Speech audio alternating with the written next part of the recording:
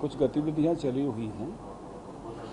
इसमें सबसे प्रमुख तो जिसका आपने जिक्र किया, हर घर तिरंगा, ये पहली बार हो रहा है आज़ादी के अमृत महोत्सव में।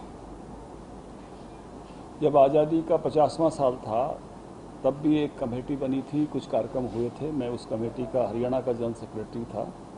मुझे याद है जनरल ओपी कौशिक को हमने उसका अध्यक्ष बनाया था। कुछ गतिविधियां की थी, लेकिन व्याप उतना बड़ा नहीं था उस समय। इस बार अमृत महोत्सव की गतिविधियों का व्याप बहुत बड़ा है।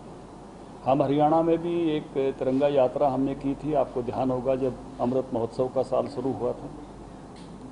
उसके बाद हरियाणा बीजेपी की इकाई के 129 लोग काला पानी गए थे और वहाँ की सभी शहादत की जो कहानियाँ थी उनसे जुड़ने का हमने प्रयास किया कि उन सबको जान सकें, अज्ञात लोगों की बलिदानों के साथ कनेक्ट हो सके, उन घटनाओं से कनेक्ट हो सकें जो घटनाएं एक तरह से इतिहास में दर्शाई नहीं गई है। भगत सिंह, राजगुरु, सुखदेव के परिवारों घरों तक और हुसैनी वाला, चंद्रशेखर आज़ाद का जहाँ बलिदान हुआ वो एल्फ्रेड पार्क जिसको कहते थे वहाँ, और उसके निमित्त बड़े व्याप के कार्यक्रम हमने हरियाणा में किए। जय हिंद बोस का कार्यक्रम जो हर गांव और हर वार्ड तक हमने किया। और इसी कड़ी में अब आदरणीय प्रधानमंत्री नरेंद्र मोदी जी के आह्वान पर एक बहुत बड़ा कार्यक्रम देश में हो रहा है, हर घर पर तिरंगा। इसकी तैयारी में हम जुटे हैं। हमने इसके लिए एक प्रदेश स्तर की कमेटी बनाई है। हमारे जल सेक्रेटरी वेदपाल जी को उसका दायित्व सौंपा है। संदीप जोशी जी और श्यामलाल यादव उस 3 लोगों की कमेटी में हैं। जिला स्तर पर इसी तरह की 3-3 लोगों की कमेटी बनी है। मंडल स्तर पर कमेटी बनी है। उसके बाद 5 बूथों को संभालने के लिए शक्ति केंद्र प्रमुख हमारे नियुक्त हो रहे हैं। उसके बाद हमारे विलेज के गाँव के प्रमुख हैं, सह प्रमुख हैं। उसके बाद हमारे बूथ पर त्रिदेव हैं। इस पूरी संगठनात्मक संरचना के माध्यम से हमने तय किया है कि हर बूथ पर 50 परिवारों तक तिरंगा पहुंचाने, लहराने में हम सहयोगी बनेंगे। 10 लाख ये संख्या बनती है, उसका दायित्व 10 लाख परिवारों तक पहुंचने का बीजेपी ने लिया है। कल जो हमारे जिला स्तर के 3-3 लोग बने हैं और प्रदेश स्तर के बने हैं, उनके साथ हमारी एक बैठक पंचकूला प्रदेश कार्यालय में थी। और आने वाले कल में हमारे सब जिला अध्यक्ष, जिला प्रभारी आ रहे हैं, जिनके साथ वो डिटेल चर्चा होगी, क्योंकि जितने भी शक्ति केंद्रों के हेड हैं ये पूरे हरियाणा के लगभग 4000 होंगे। तो वो उन शक्ति केंद्र के मुखियाओं के साथ कार्यशालाएं होंगी 3-3, 4-4 घंटे की हर जिला हेडक्वार्टर पर। तो 40 से 50 संख्या हर विधानसभा के जो है शक्ति केंद्र प्रमुखों की औसत रूप से होती है। तो 4 विधानसभा का जिला है तो 200 लोगों की कार्यशाला वहाँ होगी। ऐसी सभी कार्यशालाओं में प्रदेश के प्रमुख नेता पहुँचेंगे। मैं स्वयं भी पहुँचने वाला हूँ। करनाल की कार्यशाला में मुख्यमंत्री जी भी आने वाले हैं। तो ऐसे 4000 लोगों को हम इसके लिए एक पूरी तरह से इसके लिए सन्नद्ध करेंगे, उनका अभिमुखीकरण, ओरिएंटेशन करेंगे कि इस काम को वो बहुत अच्छे के साथ कर सकें। और इसके साथ ही नीचे तक की जो संरचना, जैसे मैंने कहा त्रिदेव तक की संरचना को इसमें काम में लगाएंगे। तो एक बड़े व्याप के साथ संगठन का जो कार्यकर्ता है, जो बूथ पर लगने वाला कार्यकर्ता है, वो लगभग 60,000 होगा।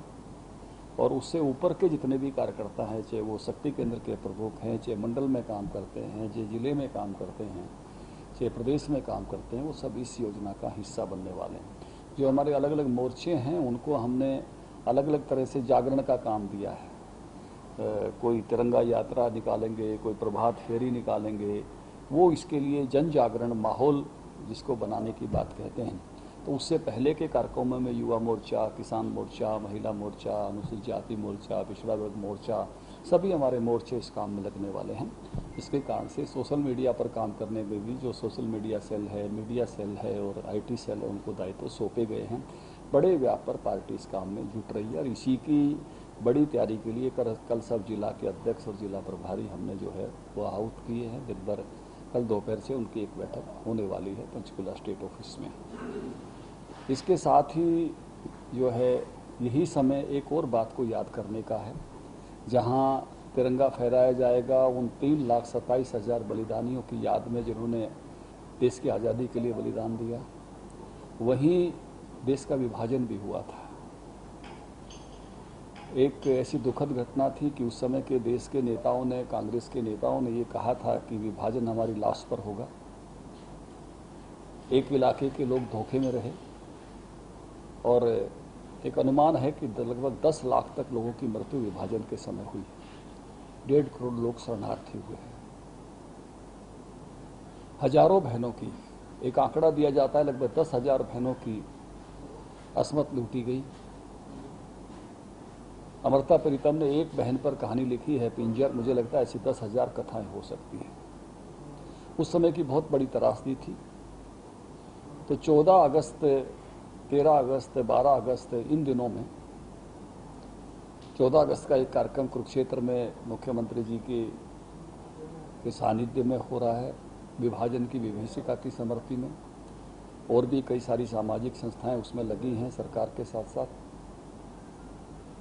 और जो 12, 13, 11 इन तारीखों में, 9 अगस्त के बाद हर जिले में इसका कार्यक्रम, हमने एक प्रदेश स्तरीय कमेटी बनाई है। हमारे उपाध्यक्ष मनीष ग्रोवर जी उसमें हैं, सीमा त्रिखा जी उसमें हैं, विनोद बिहाना जी उसमें हैं, ये विधायक जोड़े हैं। बोधराज सीकरी हमारे एक प्रमुख हैं, एक प्रकोष्ठ के, वो इसमें हैं। और हर जिला हेडक्वार्टर पर हम याद करेंगे, क्योंकि हमारा क्या, सदियों से सभी समाजों का ये सुविचारित मत है कि जो भी समाज अपने इतिहास को भूल जाता है उसको फिर से उसमें से गुजरना पड़ता है। तो अपने इस कटु इतिहास को, इस दर्दपूर्ण इतिहास को भी समाज याद रखे। तो विभाजन की विभीषिका के निमित्त भी कार्यक्रम हो रहे हैं। इन्हीं दिनों में 2 काम और चल रहे हैं हमारे। जो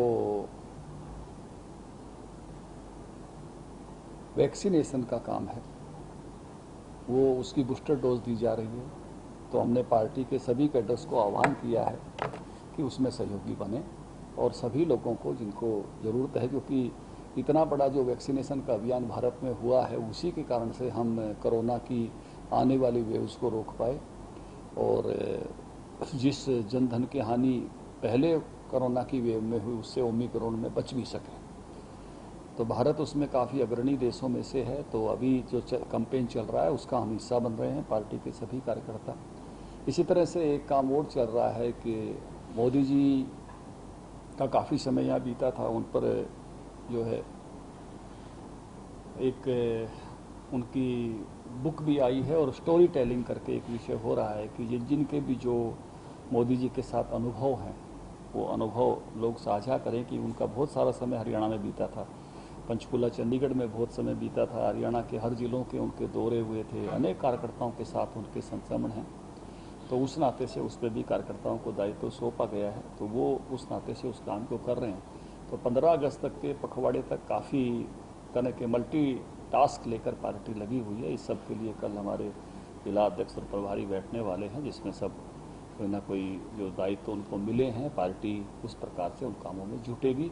लेकिन सबसे, जैसे मैंने प्रारंभ में कहा, सबसे बड़ा जो व्याप का काम है वो 10 लाख परिवारों तक भारतीय जनता पार्टी का कैडर राष्ट्रीय ध्वज पहुंचाने का काम करेगा। उन भाव भावनाओं के साथ, जिन भाव भावनाओं के साथ राष्ट्रीय ध्वज फहराया जाता है, क्योंकि राष्ट्रीय ध्वज इस अपने देश के 135 करोड़ भारतीयों का सामूहिक प्रतीक है और इतिहास से लेकर वर्तमान के तक के भारत का वो एक प्रतिबिंब है, एक ऐसा चिन्ह है जिससे संपूर्ण भारत हर समय रिप्रेजेंट होता है। तो ऐसे एक गौरवशाली पल हम सब के जीवन में आने वाला है कि हम अपने घरों पर राष्ट्रीय ध्वज आदर के साथ इस अमृतसर पर फहरा सकेंगे, उसको सैल्यूट कर सकेंगे, उसको पुष्पांजलि कर सकेंगे। उस इतिहास का हम सब हिस्सा बनने जा रहे हैं। शंकर जी, प्रधानमंत्री ने लाल किले की प्राचीर से कहा था कि 14 अगस्त को स्मृति दिवस के तौर पर मनाना चाहिए, और जो विभाजन हुआ, बंटवारा हुआ पाकिस्तान और भारत के नाम से, तो आपको ये नहीं लगता है कि जिस आज़ादी का श्रेय कांग्रेस लेती है, जो उसने देश को आज़ाद करवाया, उसे बंटवारे का भी श्रेय लेना चाहिए? उसमें जो 10 लाख लोगों की जान गई, उसका भी श्रेय जो है कांग्रेस को लेना चाहिए? देखिए, कांग्रेस उससे बच नहीं सकती।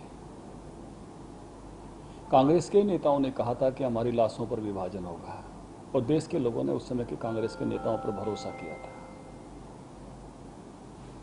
और उसी कांग्रेस ने विभाजन स्वीकार कर लिया अचानक। और उसके कारण से कितनी बड़ी त्रासदी हुई, तो इस बात को समझने के लिए बैरिस्टर रेडक्लिफ जो है वो आए थे ये विभाजन की लाइन खींचने के लिए।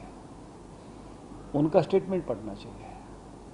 रेडक्लिफ जब भारत से वापस गए तो उनका वहाँ सम्मान हुआ, शाही सम्मान हुआ, कुछ सम्मान उनको दिए गए, और उनसे वहाँ के मीडिया ने पूछा कि क्या आप पाकिस्तान और भारत कभी वापस जाएंगे।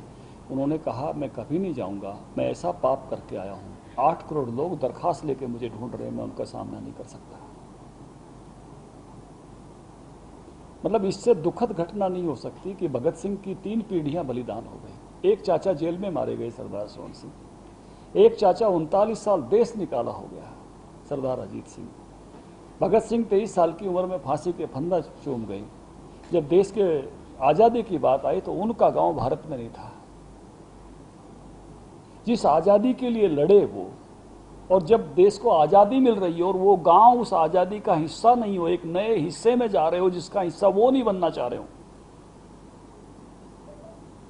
और इस दुख में भगत सिंह के चाचा सरदार अजीत सिंह जो 39 साल देश निकाला सह कर आए थे, जिनके बारे में ये कहा था लोगों ने कि भारत के पहले राष्ट्रपति होने लायक व्यक्ति हैं, उस व्यक्ति ने 15 अगस्त 1947 को सुबह अपने प्राण त्याग दिए इस दुख में कि मेरा गांव भारत में नहीं है। 15 अगस्त 1947 को दोपहर में पंचपोल में उनका जो है संस्कार हुआ। वहाँ समाधि बनी हुई है, कभी जाओ तो उस वीर को नमन करना। बहुत दुखद दास्ता है। विभाजन पर अनेक फिल्में बनी हैं, अनेक कहानियाँ बनी हैं, और कांग्रेस इस दोष से कभी नहीं बच सकती कि इतना बड़ा पाप जो है ये आज़ादी लेने के लिए जो हुआ, देश का विभाजन हुआ, कांग्रेस से कभी नहीं बच सकते। बल्कि उससे भी आगे जाके जो विभाजन हुआ उसमें भी बेईमानियाँ हुई, और कश्मीर का एक हिस्सा अगर आज पाकिस्तान के पास है तो कांग्रेस की उस समय की सोच की बेईमानियों के कारण से है।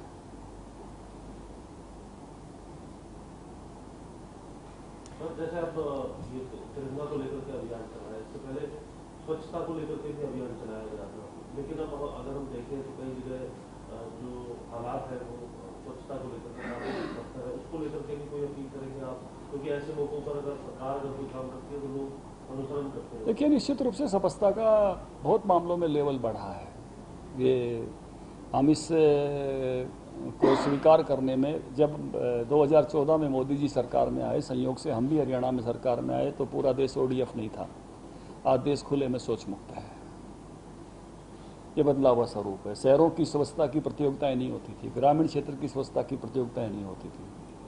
आज प्रतियोगिताएं होती हैं, शहरों के नंबर लगते हैं। सालों साल से इंदौर पहला आ रहा है।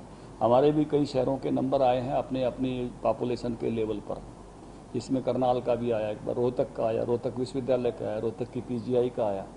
तो ऐसी जो प्रतिस्पर्धाएं हो रही हैं उस लेवल पर बढ़ा रही है। लेकिन सत्य जागरूकता, जैसे आपने कहा कि लगातार पूरे समाज की जागरूकता ही स्वच्छता के स्तर को मेंटेन कर सकती है, और हमने उसके लिए लगातार अपनी आदत बनानी पड़ेगी, उस पर बढ़ना पड़ेगा और बेहतरी की ओर चलना, ये लगातार का मंत्र है।